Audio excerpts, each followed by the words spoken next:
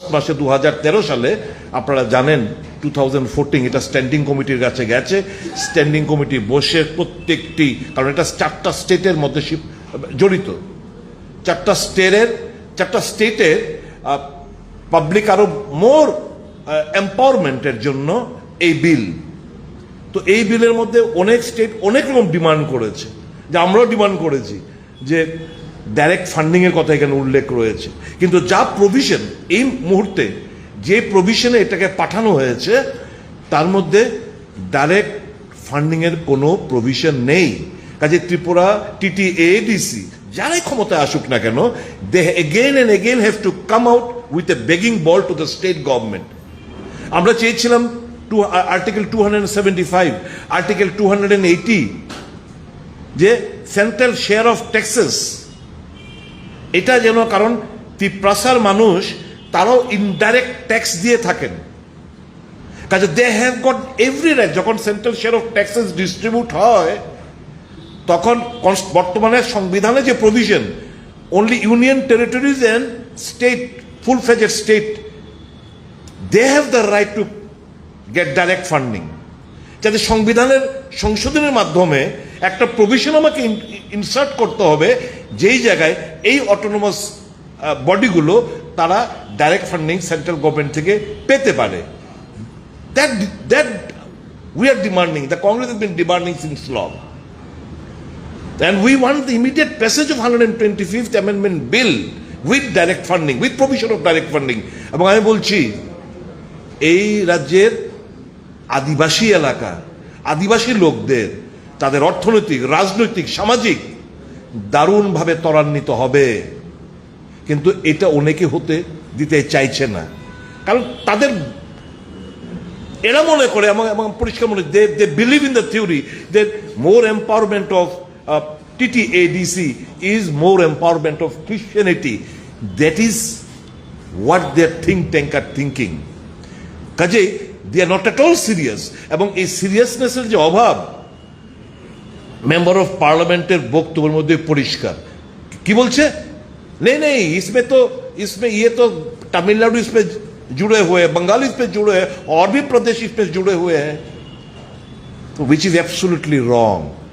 125th amendment bill related to 4 states, আর Tiprasa accord related only to Tripura. কাকে বোকা বানাতে চাইছে? এগুলোর জন্য ইংলিশ কনভেন্ট স্কুলে পড়তে হয় না,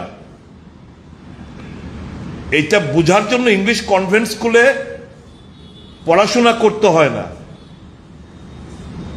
এটা জন্য এক্সপিরিয়েন্সের দরকার, একটু জানার আগ্রহ দরকার। উড়ে এসে জুড়ে বসলে এরকমটাই তো হবে, উড়ে এসে জুড়ে বসলে এরকমটাই হবে, উল্টা পাল্টা কথাবার্তার জন্য উনি বাহির, সেটাই হচ্ছে। They do not have the will to justify the legitimate demands of the Tiprasa people of the state of Tripura. Congress once again reiterate their position that we again draw the attention of the central government for the immediate passage of 125th amendment bill. আপনারা জেনে আরো আশ্চর্য হবেন, March মাসের exact date, March মাসের 5th probably, I stand to be corrected, 2020 March মাসের 20 তারিখ, March মাসের 5 তারিখ, either 5th or 20th, 2020 এই 125th amendment bill পার্লামেন্টের মধ্যে উত্থাপিত হয়েছিল, ইন্ট্রোডিউস হয়েছিল। 2024 সাল অবধি ওই পার্লামেন্টের মেয়াদও ছিল। ইন্ট্রোডাকশনের পর 2024 অবধি ওই আগের সরকারের পার্লামেন্ট মেয়াদ ছিল, পাস হলো না। তো স্বাভাবিকভাবেই 24 সালে নতুন পার্লামেন্ট এসছে, ওই ইন্ট্রোডাকশন যেটা হয়েছিল সেটা এখন নালিফাই হয়ে গেছে, আবার নতুন করে ইন্ট্রোডাকশন পার্লামেন্টে হতে হবে। We demand immediate introduction and passage of 125th amendment bill। আর ত্রিপ্রাসা অ্যাকর্ড যদিও কোনো ডিটেল কোনো কিছু তার মধ্যে হাতি ঘোড়া কি তাদের কোনো উল্লেখ নেই। আমরা কিন্তু এই যে আর্টিকেল 275 বলুন, আর্টিকেল 280 বলুন, আর্টিকেল 371 কে বলুন, এই জিনিসগুলো কিন্তু कांग्रेस डिमांड করেছে স্পেসিফিক। बेवकूफ बनाने के लिए we want constitution solution cannot be the dialogue. एक संप्रदाय एक जाति को बेवकूफ बनाने के सिर्फ वोट का राजनीति करने के लिए सिर्फ अगर ये मांगोगे कि हमको कॉन्स्टिट्यूशन सोल्यूशन चाहिए, वो सफिशिएंट नहीं है। Be specific.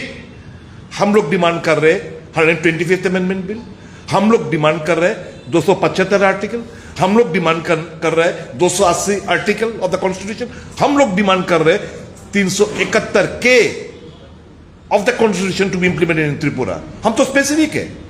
और हम ये भी डिमांड कर रहे कि कॉन्स्टिट्यूशन में बदलाव लाया जाए, संशोधन लाया जाए, ताकि डायरेक्ट फंडिंग का व्यवस्थापना यहां पे हो। हम तो स्पेसिफिक है, कांग्रेस इज स्पेसिफिक। ये जो तिप्रासा एकॉर्ड है, क्या है इसमें? है क्या? कोई कह सकता है? कोई बता सकता है? इसलिए तो ये लोग फंस गए।